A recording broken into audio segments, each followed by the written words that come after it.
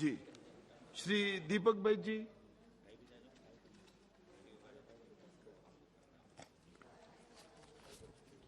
माननीय सभापति महोदय, निश्चित रूप से माननीय मंत्री द्वारा लाया गया प्रस्ताव कि अनुसूचित जातियों को अनुसूचित जनजाति में शामिल करना चाहिए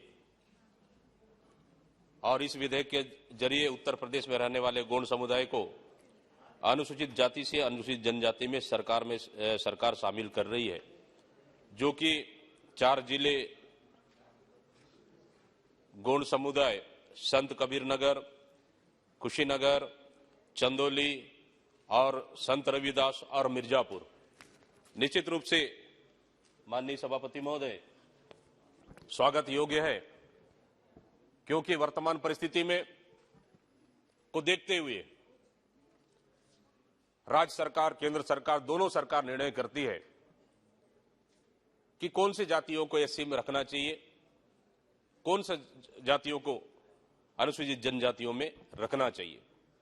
बहुत परीक्षण अनुसंधान के बाद सरकार निर्णय करने के बाद इस परिस्थिति में पहुंचती है, तो निश्चित रूप से मैं स्वागत करता हूं। माननीय सभापति महोदय, अनुसूचित जनजाति विधेयक पर चर्चा करते हुए मैं कहना चाहता हूं, कोई जाति आरक्षण क्यों मांगता है? माननीय सभापति महोदय, आरक्षण इसलिए मांगता है कि उस जाति को शिक्षा मिले, उस जाति को नौकरी मिले, क्योंकि समाज में हम देखते हैं माननीय सभापति महोदय कि बहुत सी ऐसी पिछड़े जातियां हैं जहां अपने बच्चों का भरण पोषण पेट तक नहीं पाल पाते। उन जातियां जो गांव में अंदरूनी क्षेत्रों में रहते हैं, वो आर्थिक रूप से सक्षम नहीं है, बहुत कमजोर वर्गों के है। सरकार चाहती है कि उन वर्गों को उठाना है, उन वर्गों को मजबूत करना है, उनको शिक्षा का अधिकार मिले, उनको समानता का अधिकार मिले। इसलिए वर्तमान परिस्थिति देखते हुए सरकार चाहती है कि निश्चित रूप से आरक्षण मिलना चाहिए, शिक्षा का और नौकरी का आरक्षण। माननीय सभापति महोदय, आदिवासी शब्द ही अपने आप में पर्याप्त है। माननीय सभापति महोदय, क्योंकि वो आदिवासी जो आदिकाल से बसा हुआ जंगल के किनारे, जंगल के अंदर, नदी किनारे, पहाड़ के ऊपर, एक घर 1 किलोमीटर, दूसरा घर दूसरा किलोमीटर है, या फिर एक घर ऐसा होगा जहां 5 घर का एक बस्ती होगा। इसलिए मैं कहता हूं माननीय सभापति महोदय, निश्चित रूप से आदिकाल में बसा हुआ उनका जल, जंगल, जमीन आदिवासी का है। हम कहते हैं गौरव से माननीय सभापति महोदय कि जंगल हमारा है, जमीन हमारा है, जल हमारा है। इसलिए आदिवासियों का नारा है जल, जंगल, जमीन हमारा है। इसलिए मैं कहता हूं कि माननीय सभापति महोदय कि आदिवासी का शब्द ही पर्याप्त है। देश में आज भी कई जातियां आदिवासियों के आरक्षण के लिए बाट जो हो रही है। माननीय सभापति महोदय, अब कई राज्यों से ऐसी प्रस्ताव आए हैं केंद्र सरकार के पास, उन जातियों का आरक्षण मिलना चाहिए, लेकिन केंद्र सरकार के पास चाहे सामाजिक न्याय मंत्रालय हो, जनजाति कार्य मंत्रालय हो, चाहे आरजीआई पास हो या एसटी कमीशन पास हो, बहुत से ऐसे जातियों का आज भी जो पेंडिंग पड़ा हुआ है, सरकार को इस ओर ध्यान देना चाहिए। माननीय सभापति महोदय, मैं कहूं छत्तीसगढ़ की बात, छत्तीसगढ़ में भी ऐसी कई जनजातियां हैं जो छत्तीसगढ़ सरकार ने केंद्र सरकार को भेजा है, और वो भारत सरकार द्वारा भारत के राजपत्र में दिनांक 6/9/2050 को पूर्ववर्ती, जहां मध्य प्रदेश एवं अनुसूचित जनजाति की सूची राजपत्र में प्रथम प्रकाशित की गई, जहां लगभग 31 जनजाति और आज लगभग 42 जनजातियां छत्तीसगढ़ में शामिल है। माननीय सभापति महोदय, कि हमारे छत्तीसगढ़ में जहां राज्य सरकार ने प्रस्ताव भेजे, संविधान आदेश 1950 भारत सरकार का राजपत्र दिनांक 6/9/2050 में भारत सरकार जनजाति कार्य मंत्रालय के माध्यम से समय समय पर विभिन्न जातियों के प्रस्ताव राज्य शासन द्वारा जनजाति की सूची में सम्मिलित करने हेतु भेजे गए।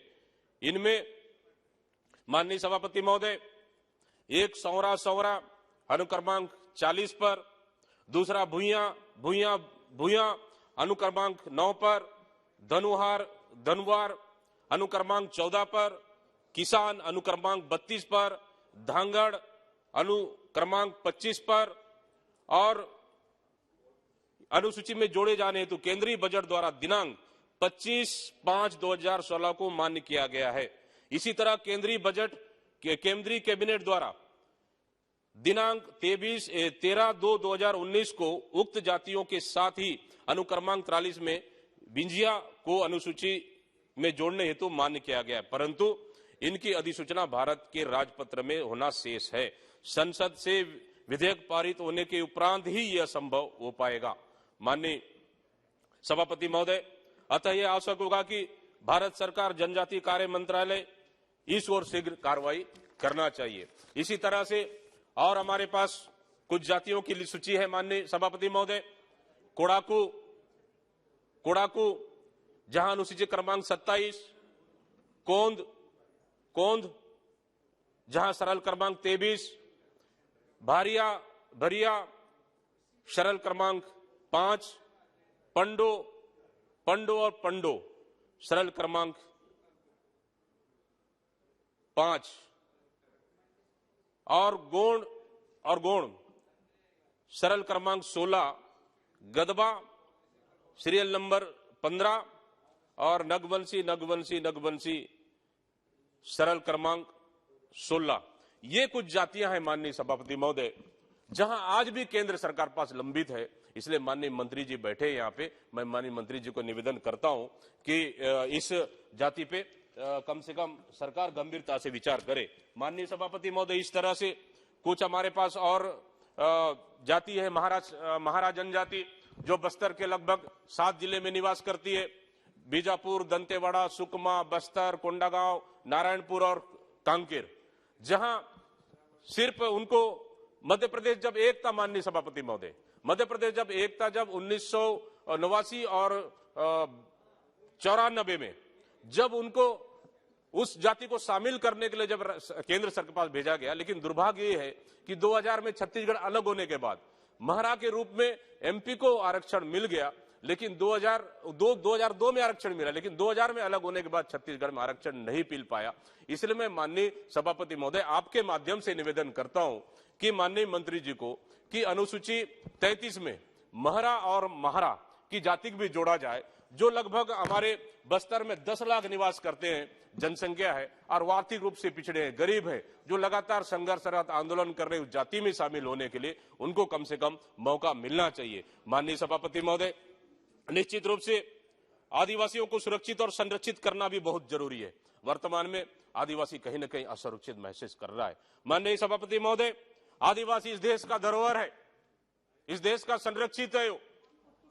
आदिवासियों को परंपरा, उनकी बोली, भाषा, रहन सहन एक देश में अलग पहचान बनाता है माननीय सभापति महोदय। इसलिए आदिवासियों को सुरक्षित और संरक्षित करना बहुत जरूरी है। मैं धन्यवाद देता हूं बाबा साहब अम्बेडकर को, जब 26 जनवरी 1950 को संविधान लागू हुआ तो उस समय आदिवासियों को विशेष स्थान मिला माननीय सभापति महोदय, और उसी के वजह से है कि आज यहां पे एक आदिवासी जनप्रतिनिधि के रूप में, जहां बस्तर से चुन के आया हूं मैं, आपके समक्ष सदन में बोलने का अवसर मिल रहा है। माननीय सभापति महोदय, निश्चित रूप से संविधान में स्थान मिला, आरक्षण मिला, सुरक्षा मिला, और मैं धन्यवाद देता हूं हमारी नेता श्रीमती सोनिया गांधी जी को, धन्यवाद देता हूं माननीय राहुल गांधी जी को, और धन्यवाद देता हूं छत्तीसगढ़ के मुख्यमंत्री हमारे भूपेश बघेल जी को, और धन्यवाद देता हूं हमारी बस्तर की जनता को, धन्यवाद देता हूं मैं माननीय सभापति हमारे सदन के नेता, और धन्यवाद देता हूं आपको भी, क्योंकि आपके वजह से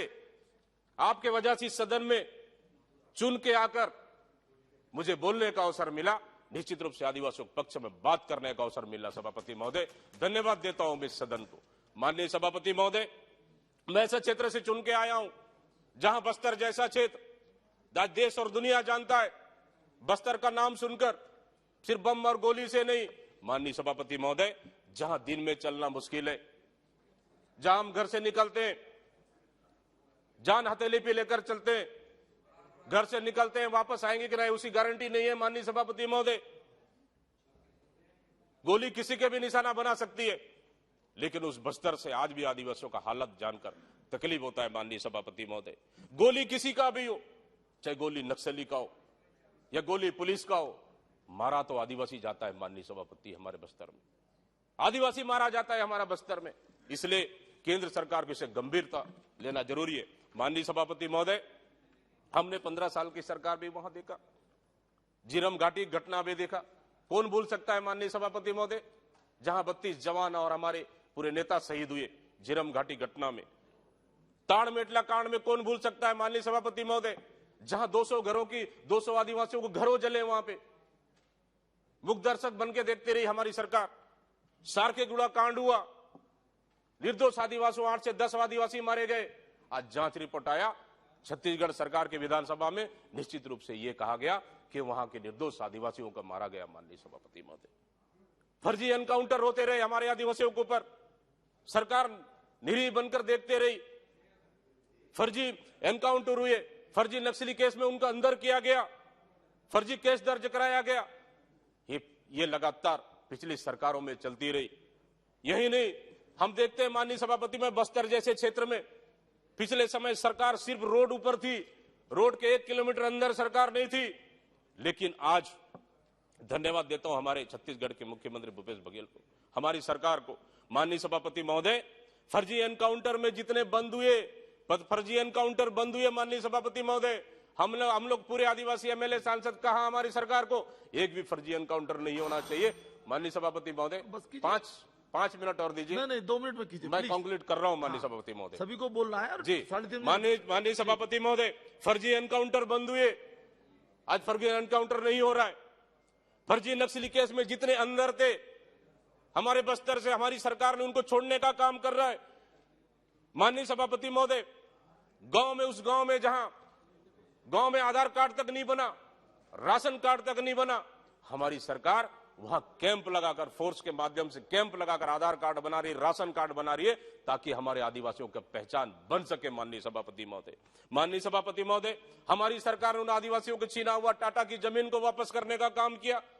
नंदराज पहाड़, जहां एक चंद उद्योगपतियों को पिछले फर्जी ग्राम सभा कर उनको बेचने का काम किया, जहां 20,000 लोगों ने आंदोलन किया। माननीय सभापति महोदय, हमारी सरकार ने वहां जांच कराने की घोषणा की, फर्जी ग्राम सभा हुई और ग्राम सभा फर्जी हुआ तो ग्राम सभा 0 घोषित कर उन आदिवासियों को पहाड़ मिला। माननीय सभापति महोदय, निश्चित रूप से यह हमारे लिए बहुत बड़ा उपलब्धि है। बस्तर में आयरन ओर की कमी नहीं है माननीय सभापति महोदय, हमारे पास आयरन ओर है। समाप्त कीजिए, बस 2 मिनट में कंक्लूड कर रहा हूं, कंक्लूड ही कर रहा हूं माननीय सभापति महोदय। बिल के बारे में बोलिए ना। बिल्कुल माननीय सभापति महोदय, वही तो बोल रहा हूं, ट्राइबल का बिल है माननीय सभापति। चलिए जी माननीय सभापति महोदय, वहां पे आयरन हो रहा है हमारे पास, लगभग 60 साल से हम वहां खनन कर रहे हैं, लेकिन वहां पे स्थानीय आदिवासियों को आज भी लाभ नहीं मिला है माननीय सभापति महोदय।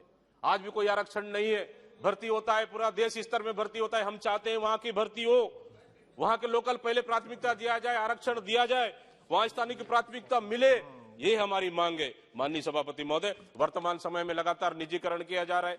माननीय सभापति महोदय, क्या निजीकरण में आदिवासियों का आरक्षण सुरक्षित रहेगा? एक चिंता का विषय है माननीय सभापति महोदय। इसलिए मैं सरकार से कहना चाहता हूं कि निजीकरण बंद करें ताकि आदिवासियों का आरक्षण भी सुरक्षित हो। वर्तमान में ST/SC का आरक्षण लगातार मीडिया के माध्यम से, विभिन्न संगठन के माध्यम से आती है माननीय सभापति महोदय। इसलिए मैं कहता हूं हमारा आरक्षण आज भी खतरे में है, आज भी खतरे में।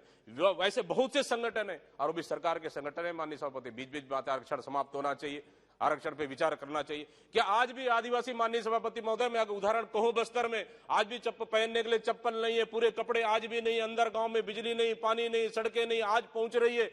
क्या उनको अगर आरक्षण समाप्त किया जाए, अगर आरक्षण पे विचार किया जाए, उन आदिवासियों को भला नहीं हो सकता माननीय सभापति महोदय। इसलिए आरक्षण भी कतई भी विचार नहीं करना चाहिए, आरक्षण पे कहीं भी। इसलिए मैं अंत में यही कहूंगा माननीय सभापति महोदय, जगदम्बिका पाल जी, माननीय सभापति महोदय, कंक्लूड कर रहा हूं माननीय सभापति महोदय। निश्चित रूप से मैं बहुत बहुत धन्यवाद देता हूं माननीय मंत्री जी को कि हमारे छत्तीसगढ़ में जितने भी ST के लिए प्रस्ताव आया है उसको जल्दी से उसको जो कैबिनेट में पास हुआ है उनको जल्दी से विधेयक लाएं इस सदन में और उनको अनुसूचित जनजाति का दर्जा दें और जो महारा समाज जो है उसको अनुसूचित जाति का दर्जा दे। इस तरह से लगातार हमारे बस्तर में अमनित एक जाति है माननीय सभापति महोदय, वो भी अपने जाति को मांग कर रहा है, उसको भी दर्जा दे। मैं बहुत बहुत धन्यवाद देते हुए अंत में यही बात करूंगा, माननीय मंत्री जी इसको गंभीरता से ले और पूरे छत्तीसगढ़ में जितने भी प्रस्ताव आया है उनको शामिल करें। बहुत बहुत धन्यवाद देते हुए मैं अपने वाड़े की विराम दे रहा हूं। जय हिंद। अधिष्ठाता महोदय।